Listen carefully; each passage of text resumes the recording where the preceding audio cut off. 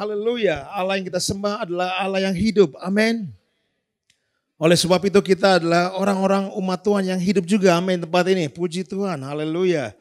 Kalau kita tahu sebenarnya satu tokoh ini adalah tokoh yang bernama Petrus.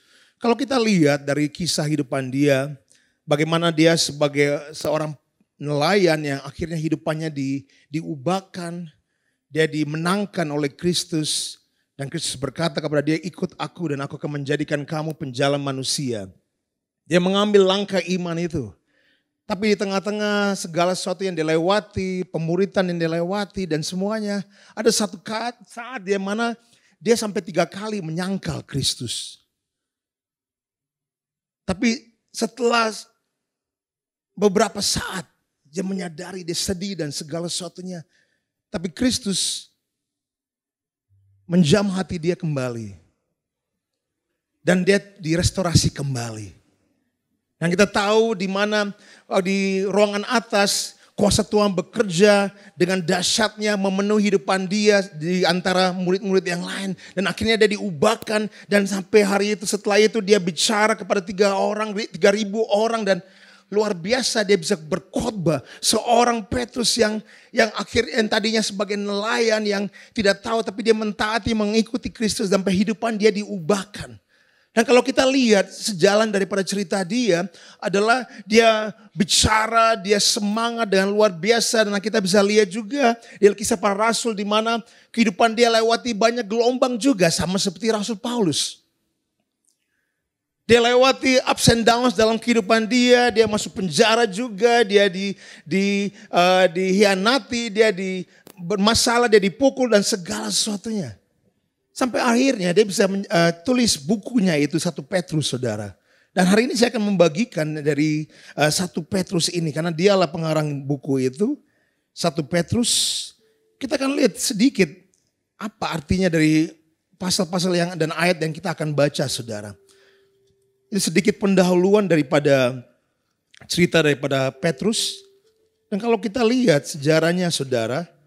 Dan kalau kita lihat dari 1 Petrus kita bisa lihat ini bicara mengenai salam dia kepada Asia Kecil, ya, dan akhirnya pengharapan, iman dan kasih. Ini lagi bicara mengenai bagaimana dia kepada audiens dia itu orang Yahudi, orang yang non Yahudi dan juga orang-orang yang Kristen yang menjadi pengikut-pengikut daripada Kristus. Dan mereka juga sama seperti Petrus melewati banyak penderitaan, lewati banyak penganiayaan yang mereka lewati, saudara. Mereka diolok-olok karena mengikut Kristus. Dan kadang-kadang itu terjadi daripada orang-orang sekitar mereka. Orang-orang Yahudi yang masih menantikan Mesias itu. Tapi di mana ada kelompok orang yang sudah percaya bahwa Kristus adalah Mesias. Memberikan hidupan mereka kepada Kristus dan mengikuti dia.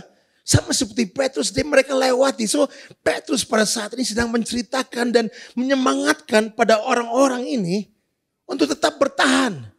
Untuk tetap memiliki pengharapan melalui penderitaan yang mereka lewati. Melalui segala kesukaran yang mereka lewati. Karena mereka sedang berkata kepada mereka ada kasih karunia Kristus. Seperti tadi siang kita mendengarkan mengenai kasih karunia Tuhan. Yang ada kuasa untuk menguatkan kita menghadapi segala sesuatunya. Bukan karena apa yang kita miliki, bukan karena apa yang kita bisa atau kita sanggupi. Tapi karena kasih karunia Kristus yang ada dalam hidupan kita, yang menyanggupi kita. Oleh sebab itu Petrus juga sedang membicara kepada orang-orang di tempat itu. Dia sedang menguatkan orang-orang Kristen yang tersebar ini, saudara. Untuk menghadapi penganiayaan dengan satu pengharapan.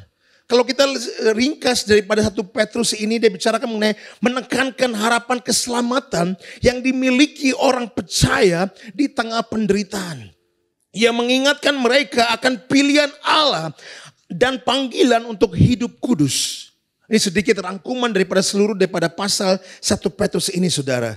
Petrus menekankan pentingnya ketaatan dan kekudusan. Petrus menekankan pengharapan dan kesabaran. Dia menekankan juga mengenai hormat kepada orang-orang lain sekitar mereka. Hormat kepada pemerintahan juga, saudara. Kalau kita baca di 1 Petrus di pasal yang kedua dan pasal yang ketiga, saudara. Dan juga hubungan antar sesama. Bagaimana kita sebagai umat Kristen sudah harus hidup, saudara.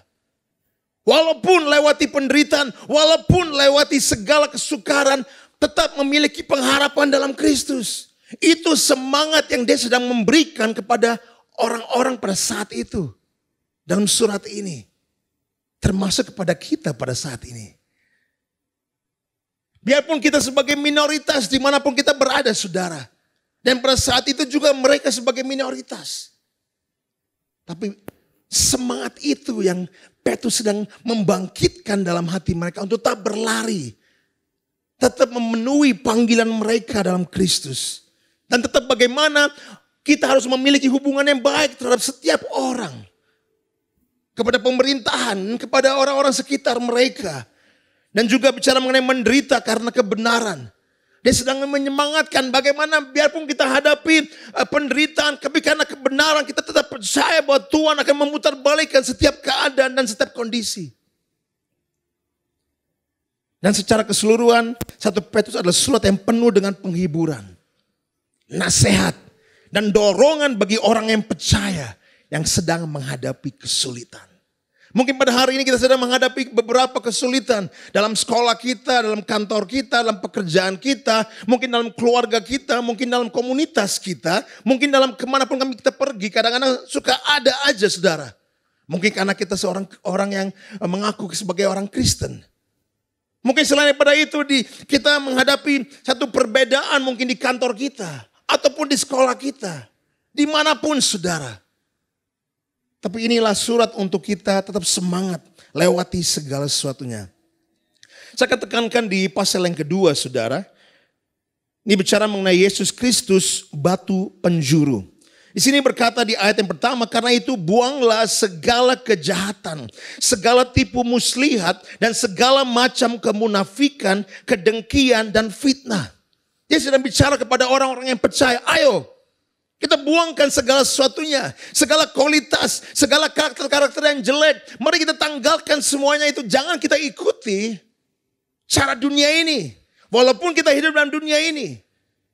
Lepaskan segala fitnah, kemunafikan, kedengkian, semuanya itu. Dan jadilah sama seperti bayi yang baru lahir, yang selalu ingin akan air susu yang murni dan yang rohani, supaya olehnya kamu bertumbuh dan beroleh keselamatan.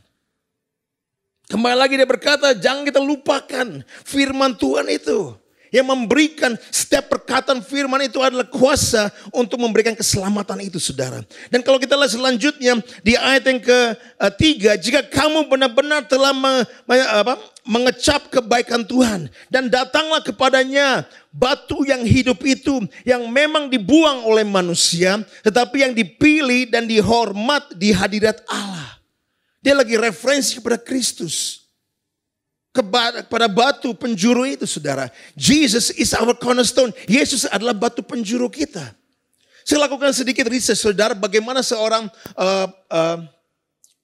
pembangun, saudara, membangun sebuah rumah dan bagaimana mereka mulai dan langkah awal apa yang mereka harus lakukan. Kalau kita lihat, mereka akan menempatkan batu penjuru itu. Dan selanjutnya, setiap batu itu akan mengikuti batu penjuru itu. Karena itu akan menjadi fondasi atau arahan. Supaya setiap batu itu gak keluar daripada konteks itu. Karena di sini berkata bahwa kitalah batu yang hidup itu. Dan Kristus adalah batu penjuru itu. Dan kalau kita lihat, kita akan diukir, kita akan dimol, kita akan dibenarkan, kita dirapikan sampai kita sejalan dengan batu penjuru itu. Hanya waktu saat kita berjalan sejalan dengan batu penjuru itu, otomatis rumah itu bisa dibangun dan fondasinya menjadi kuat. Sama seperti itu, saudara, hidupan kita sebagai batu yang hidup harus terfokus kepada Kristus sebagai batu penjuru kita. Karena kalau kita nggak align, kita nggak sejalan dengan batu penjuru itu, gampang sekali untuk fondasi itu hancur. Dalam rumah tangga kita, dalam pekerjaan kita, dalam segala bagian kehidupan kita, kalau kita nggak sejalan dengan batu penjuru itu, gampang sekali untuk rumah itu hancur. Gampang sekali untuk rumah itu rubuh pada saatnya waktu ada ombak, waktu ada angin yang kencang. Pasti kenapa? Karena nggak menjadi satu, karena ada celah yang diantaranya, saudara. Tapi kita lihat selanjutnya, saudara, di sini. Dan datanglah di ayat yang keempat kembali. Dan datanglah kepadanya batu yang hidup itu. Yang memang dibuang oleh manusia. Tetapi yang dipilih dan dihormat di hadirat Allah. Dan biarlah kamu juga dipergunakan sebagai batu hidup. Kitalah batu hidup itu. Amin. Lihat tanganmu, katakan kamulah batu hidup itu. Tetangga lain katakan kamulah batu hidup itu. Mungkin kita tadi nggak ada artinya saudara. Mungkin kita adalah batu yang mati. Tapi dalam Kristus kita menjadi batu yang hidup. Amin. We become living stones. Kita menjadi batu yang hidup. Karena ada kehidupan Kristus yang ada dalam diri kita. Selanjutnya kita lihat di sini saudara. Batu hidup untuk pembangunan suatu rumah rohani. Artinya apa? Kita sedang disambungkan saudara. Untuk membangun satu spiritual house. Satu rumah rohani saudara. Biarpun kita adalah batu yang hidup saudara. Tapi kalau batu hidup itu sendirian, gak bergabung dengan batu-batu yang hidup yang lain, gak bakal kebangun saudara rumah rohani itu. Yang diinginkan Allah. Artinya apa saudara? Artinya biarpun kita adalah batu yang hidup, kita klaim. Tapi kita gak bisa sendirian. Kita memerlukan satu sama lain untuk bekerja sama. Akhirnya kita menjadi saudara rumah Tuhan yang ilahi. A spiritual house, rumah rohani. Yang kuat, yang kokoh, yang luar biasa. Oleh sebab itu kita harus kerjasama. Satu sama lain saudara. Singkirkan segala perbedaan kita. Singkirkan segala sesuatu yang memisahkan kita. Dan menjadi satu. Sehingga rumah rohani itu bisa dibangun. Karena kalau selanjutnya kalau saudara kita lihat di sini. Di rumah rohani, suatu rumah rohani bagi mana lompatnya nih? Bagi suatu imamat kudus untuk mempersembahkan persembahan rohani yang karena Yesus Kristus berkenan kepada Allah. Kembali lagi di sini saudara, suatu rumah rohani bagi suatu imamat kudus. Kitalah imamat yang kudus itu saudara. A holy priesthood. Yang pada saat itu mereka adalah seorang imam. Orang-orang Israel itu sebagai imam dalam rumah mereka. Sebagai imam, sebagai priest dalam rumah mereka. Tapi sekarang kita memiliki Kristus. Yang menjadi raja kita. Yang menjadi our priest, our high priest. Yang menjadi imam agung kita saudara. Dan di sini kita lihat imamat kudus untuk mempersembahkan persembahan rohani yang karena Yesus Kristus berkenan kepada Allah. Sebab ada tertulis dalam kitab suci, sesungguhnya aku meletakkan di Sion sebuah batu yang terpilih, ada sebuah batu penjuru yang mahal, dan siapa yang percaya kepadanya tidak akan dipermalukan. Artinya yang menunjukkan bahwa ada yang gak percaya juga. Nah, tapi di sini berkata apa? Kita fokus kepada yang percaya. Karena di sini berkata setiap orang yang percaya kepadanya tidak akan dipermalukan. Amin. Selanjutnya berkata karena itu bagi kamu yang percaya ia mahal. Tapi bagi mereka yang tidak percaya batu yang telah dibuang oleh tukang-tukang bangunan telah menjadi batu penjuru. Juga telah menjadi batu sentuhan dan suatu batu sanduhan. Bagi mereka yang percaya itu menjadi batu penjuru. Bagi mereka yang tidak percaya itu menjadi batu sandungan. Kita di sini adalah orang-orang yang percaya, amin. Dan Kristus adalah batu penjuru kita. Dan kalau kita fokuskan align ourselves. Artinya apa? Align ourselves artinya segala pikiran kita sejalan dengan pikiran Kristus. Setiap tindakan kita harus sesuai dengan tindakan Kristus. Sesuai dengan firman Tuhan. Karena dia selalu mengagungkan firman-Nya di atas segala sesuatunya saudara. Artinya biarpun kita punya kerinduan kita sendiri. Kita bawa semuanya itu kepada apa yang Tuhan inginkan kita. Waktu kita melakukan, melaraskan. Itu dia kata-katanya. Melaraskan segala sesuatunya kepada Kristus. Semuanya akan indah saudara. Semuanya akan luar biasa. Amin. So kalau kita lihat selanjutnya di sini saudara. Ayat yang ke-7. Karena itu bagi kamu yang udah kita baca ayat yang ke-8. Mereka tersandung padanya karena mereka tidak taat kepada firman Allah. Dan untuk itu mereka juga telah disediakan saudara. Ini yang bicara bagi mereka yang tidak percaya kepada batu penjuru itu. Mereka tersandung padanya karena mereka tidak taat kepada firman Allah. Tetapi ayat yang ke-9 berkata, tetapi artinya ada perbedaan saudara. Tadinya adalah orang-orang yang tidak percaya kepada Tuhan. Itu akhirnya menjadi sandungan saudara. Tetapi sini berkata, kamu adalah orang-orang yang berbeda. Tetapi di sini berkata, tetapi kamulah bangsa yang terpilih. You are a chosen generation. Amin. Kamu adalah bangsa yang terpilih, imamat yang rajani, bangsa yang kudus, umat kepunyaan Allah sendiri, supaya kamu memberitakan perbuatan-perbuatan yang besar dari Dia yang telah memanggil kamu keluar dari gelapan kepada terangnya yang ajaib. Maka judul saya pada hari ini adalah apa saudara? Judul saya adalah ini saudara. Judul saya, hidup sesuai identitas. Kita memiliki identitas ilahi saudara. Saudara dan saya sama-sama untuk kita terima Yesus sebagai Tuhan dan Juru Selamat. Dan menjadikan Yesus sebagai batu penjuru kita. Kita memiliki itu identitas. Mungkin sebelumnya seperti apa, tapi sekarang diubahkan. Karena kita memiliki identitas Kristus dalam kita. Tapi hanya memiliki saja tidak cukup saudara. Kita harus hidup sesuai dengan identitas itu. Dan apa yang menjadi identitas kita? Di sini kita bisa lihat kita adalah bangsa yang terpilih. Amin. You are a chosen generation. Lihat tanganmu, katakan kamu adalah bangsa yang terpilih. Amin. Artinya apa saudara? Kita bukan dipilih karena prestasi kita.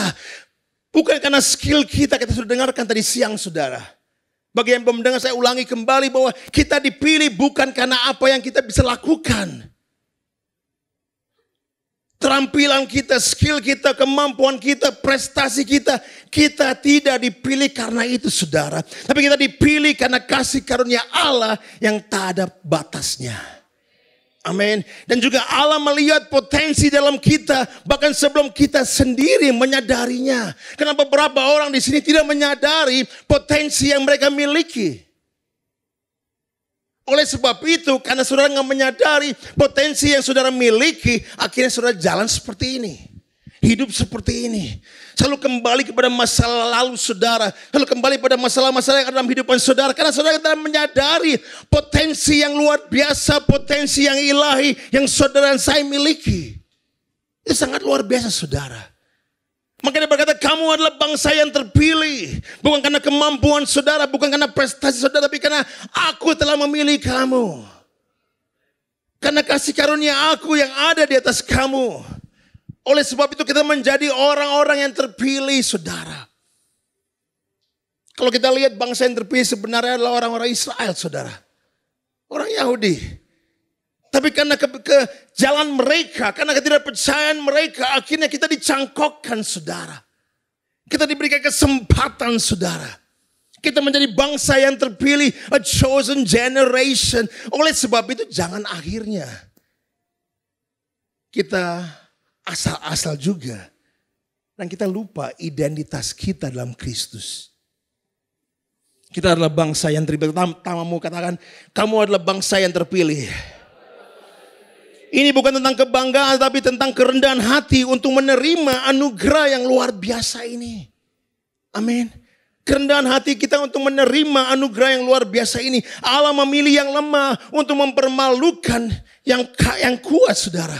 Contohnya Allah memilih Musa, seorang gembala saudara. Dia adalah gembala, biarpun waktu itu dia sebagai pangeran, tapi waktu dia tanggalkan, dia kabur karena dia ikut serta dalam membunuh orang yang Yahudi. Dan akhirnya dia rasa bahwa semua orang tahu dan semua orang bukan orang Yahudi, orang Mesir. Dan akhirnya dia orang akan tahu dan dia kabur saudara. Dan dia pun nikah dan dia mengembara, akhirnya menjadi orang gembala di situ saudara. Tapi Tuhan memakai dia. Dia berkata kepada dia, saya gak bisa. Tuhan berkata, kamu bisa, percaya, kamu lakukan. Tapi akhirnya memanggil Harun untuk menjadi spokesperson dia. Ya sudah gak apa-apa, yang penting dia mau pergi. Ya Tuhan izinkan saudara. Biarpun kadang-kadang kita banyak alasan saudara. Biarpun kadang-kadang kita mau kasih alasan A, B, C, D. Akhirnya God will make it sure that you go. Apapun caranya saudara. Kamu mau biar Harun ikut, biar istri saya ikut, biar suami saya ikut, biar tetangga saya ikut, biar keluarga saya ikut. Gak apa-apa, yang penting kamu pergi akhirnya. Itu bagian nanti untuk Tuhan ubahkan kita.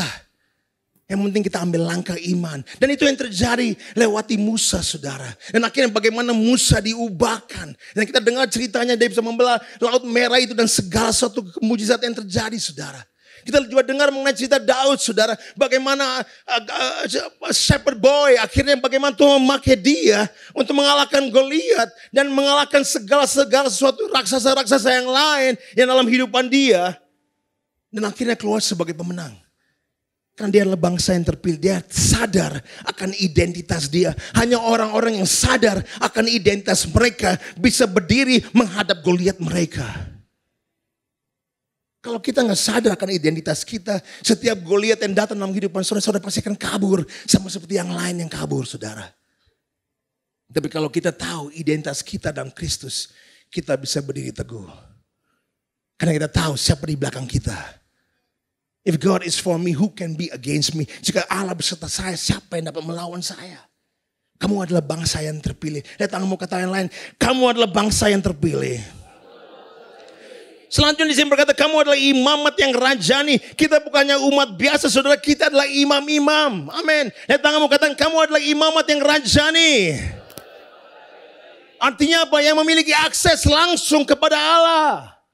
Mungkin tadinya kita nggak memiliki akses, kita memerlukan imam-imam. Tapi pada saat ini jalan itu terbuka karena Kristus. Oleh sebab itu kita memiliki akses yang langsung kepada Bapa di surga.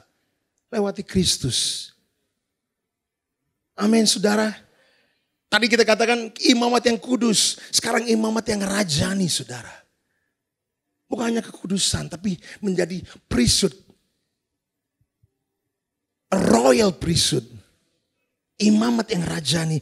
Kita dapat mendekat kepadanya dengan bebas tanpa perantaraan. Dan doa kita adalah senjata yang ampuh. Perantara yang menghubungkan bumi dan surga. Dan kita juga dipanggil untuk melayani sesama. Menjadi berkat bagi mereka yang membutuhkan, saudara. Saudara adalah imamat yang rajani.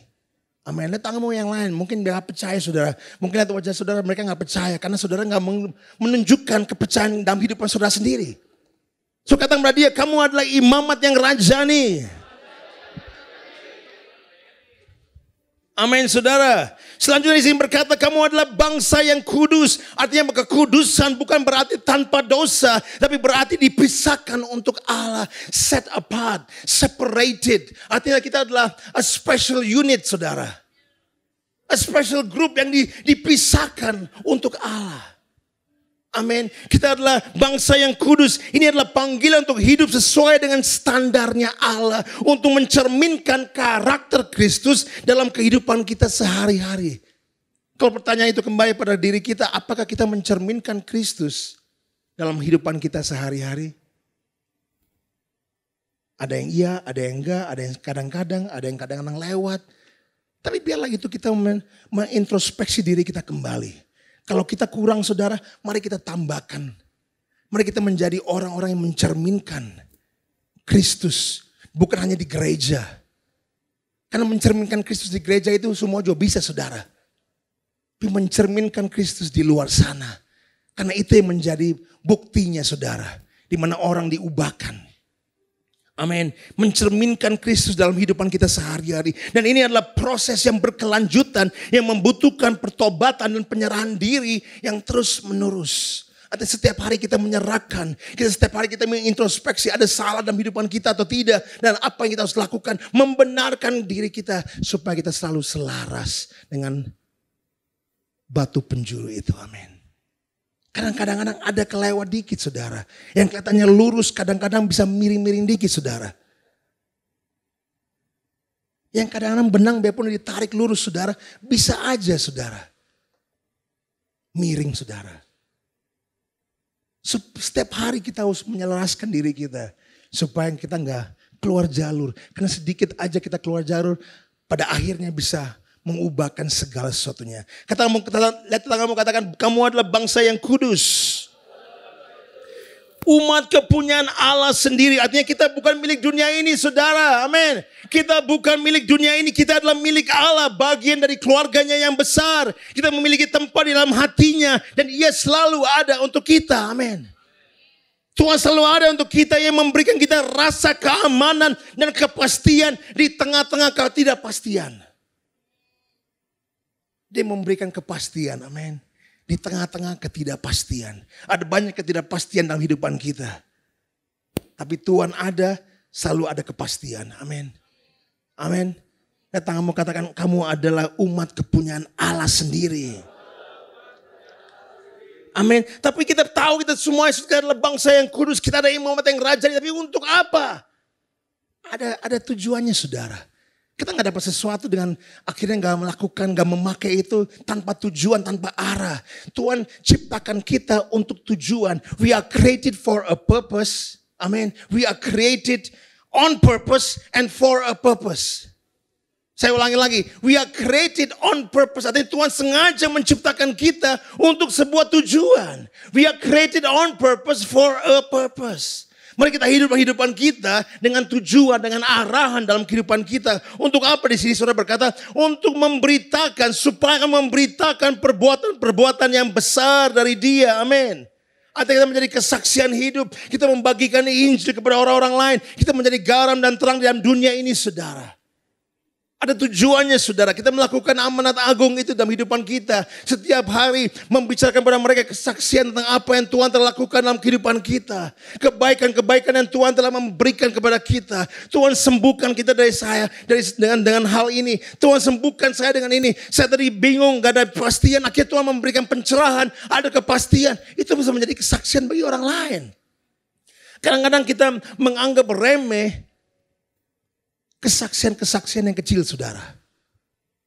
Baru kalau kita ada kesaksian yang luar biasa. Ada tumor yang kini Tuhan sembuhkan. Wow, kita cerita kemana-mana saudara. Tapi kesaksian yang kecil saudara. Saya lagi cari parkiran, saya doa Tuhan memberikan tempat parkiran. Itu juga kesaksian saudara. Karena ada kesukaan Tuhan yang Tuhan berikan pada kita. Kita sebagai anak Tuhan yang luar biasa. Kita percaya, kita doa. Dan Tuhan buka jalan bagi kita. Di mana tidak ada kepastian. Ada kepastian. Ada tempat parkir. Itu menjadi kesaksian juga. Cuman hal-hal yang kecil saudara kita lupakan.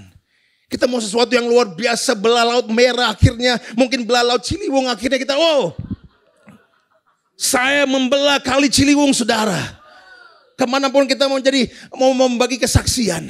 Kemanapun kita pergi, kita mau daftar diri kita ke semua gereja untuk memberikan kesaksian. Puji Tuhan tuh hal itu saudara. Tetap Tuhan yang lakukan hal itu. Tapi hal-hal yang kecil. Kita ke Sleo, akhirnya kita doa Tuhan sembuhkan saya. Sakit gigi, akhirnya Tuhan sembuhkan saya. Itu menjadi kesaksian yang luar biasa. Karena itu sesuatu yang ketidakpastian. Tuhan memberikan yang pasti-pasti saudara. Itu yang mustahil, tapi Tuhan memberikan yang tidak mustahil dalam kehidupan kita. Karena kita percaya kepada Kristus.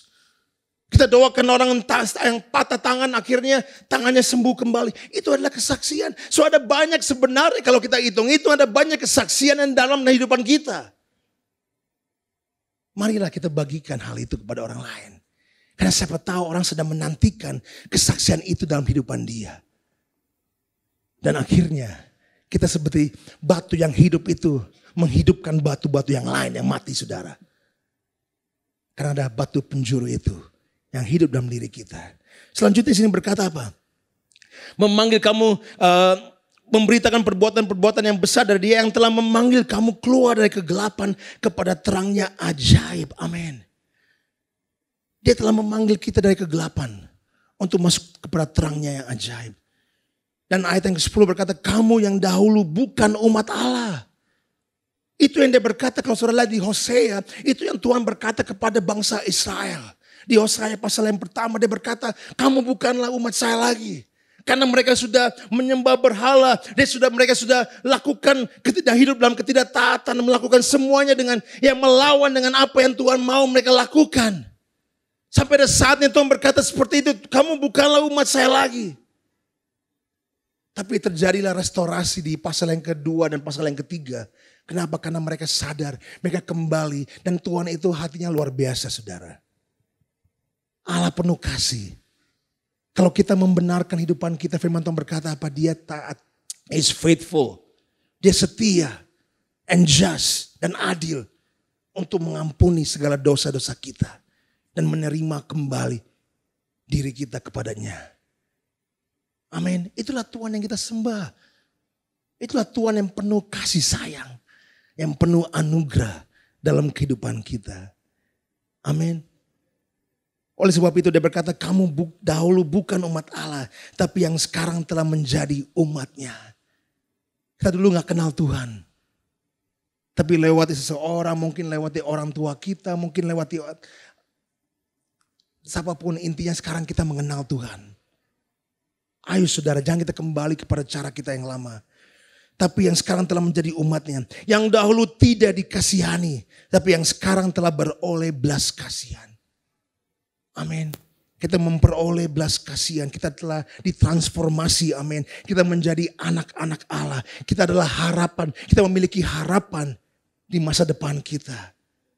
Itulah Tuhan yang kita sembah. Amin.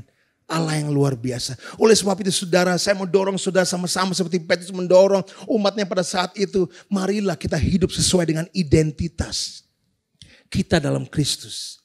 Pertama itu kita harus menyadari bahwa kita memiliki identitas yang luar biasa dalam Kristus. Kita adalah bangsa yang terpilih saudara. Kita adalah bangsa yang kudus, kita imamat yang rajani saudara. Itu sangat luar biasa, bukan hanya kita klaim-klaim atau kita lakukan hal itu. Tapi kita harus pelajari bahwa dan kita harus hidup sesuai dengan identitas yang kita miliki. Yang Tuhan telah memberikan kepada kita. Dan waktu kita lakukan itu kita bisa menangkan dunia ini bagi Kristus. Karena kita mengarahkan semuanya kembali kepada batu penjuru itu, amin. Yaitu Kristus, Yesus yang kita sembah. Mari kita rangkul identitas kita yang luar biasa di dalam Kristus. Mari kita keluar saudara dari zona-zona nyaman kita dan memberitakan perbuatan-perbuatan yang besar yang Tuhan telah lakukan dalam kehidupan kita. Mari kita hidup sebagai bangsa atau bangsa imam yang rajani menjadi terang di dunia yang gelap ini saudara. Mari kita menjadi revolusi identitas saudara. Kita mengubahkan sehingga orang-orang lain yang tidak mengenal identitas mereka dalam Kristus bisa diubahkan juga. Karena Tuhan telah mengubahkan kita saudara. Membawa perubahan. Membawa pengharapan bagi dunia ini. Remember, we are created on purpose. For a purpose. Kita memiliki tujuan. Kita tahu identitas kita pada hari ini. Dan bahkan seluruh Alkitab ini kalau kita baca ada banyak identitas kita. Tapi yang identitas paling sederhana bahwa kita adalah anak-anak Allah. Amin. Datang kamu kata, kamu adalah anak Allah. Mungkin ada saatnya saudara ditipu daya. Boleh minta musik dikit biar landingnya enak pada saat ini. Yes. Kita adalah anak-anak Allah. Amin. Jangan kita lupakan hal itu dalam diri kita. Biarpun kadang-kadang kita ditipu daya oleh kebisingan dalam dunia ini saudara. Di sekitar kita. Kadang-kadang kita rasa bahwa diri kita gak ada artinya. Siapa sih saya? Dan kadang-kadang kita rasa identitas itu hanya untuk orang-orang yang luar biasa. Yang gereja, yang khotbah, yang ini, yang gas saudara. Untuk orang-orang yang percaya. Sini berkata untuk orang-orang yang percaya. Yesus menjadi batu penjurunya. Amin. Mari kita menjadi umat Tuhan, anak-anak Allah yang percaya dalam Kristus. Dan kita hidup sesuai dengan identitas itu. Amin. Mari kita berdoa. Bapa di surga, biarlah firman yang sederhana ini bisa membangkitkan kami semua kembali. Sehingga kami bisa mengenal identitas itu, menyadari bahwa identitas yang luar biasa yang kita miliki Tuhan. Dan jangan kami menyia-nyiakan. Kembali lagi jangan kami sombongkan bahwa luar biasa aku adalah ini, aku adalah itu. Tapi lupa untuk taat. Lupa untuk memuliakan Engkau dalam segala hal. Ini bukan karena prestasi kami semua Tuhan. Ini bukan karena kemampuan kami. Tapi kembali lagi karena kasih karunia Engkau. Dan kami percaya Tuhan ada kuasa dalam kasih karunia itu. Yang mampu membawakan terobosan dalam kehidupan kami semua. Yang mampu mengubahkan kehidupan kami. Sama seperti Engkau mengubahkan umat-Mu Bapa. Ubahkan kami sehingga kami menjadi Tuhan umat-umat Engkau. Yang bangsa yang terpilih Tuhan. Yang kudus, imamat yang rajani Bapa. Untuk memperkatakan tentang perbuatan-perbuatan Engkau yang luar biasa dalam kehidupan kami semua. Untuk memberitakan kebaikan Engkau. Memberitakan perbuatan-perbuatan Engkau Tuhan. Dimanapun kami berada. Sanggupkan kami. Dan biar kami berjalan Tuhan sesuai dengan kehendak Engkau. Dengan tujuan yang ilahi. Terima kasih Bapa di surga. Terima kasih Roh Kudus. Walaupun kami lewati segala penderitaan, segala sesuatu kesukaran. Jangan kami goyah Tuhan. Jangan mata kami tertuju pada hal yang lain. Tapi tertuju hanya kepada Engkau. Sebagai batu penjuru kami. Dan pasti kami akan selamat. Karena Engkau ada bersama dengan kami. Terima kasih Bapa. Dan bila damai sejahtera Engkau selalu menyertai kami. Bila sukacita daripada Engkau selalu menyertai kami. Dan kasih Engkau selalu melingkupi kami Tuhan. Dari hari ini sampai Maranatha. Dan bila nama Engkau saja dimuliakan. Di dalam nama Yesus kami percaya dan berdoa. Dan setiap umat Tuhan yang percaya sama-sama katakan. Amin. Haleluya. Tuhan Yesus memberkati.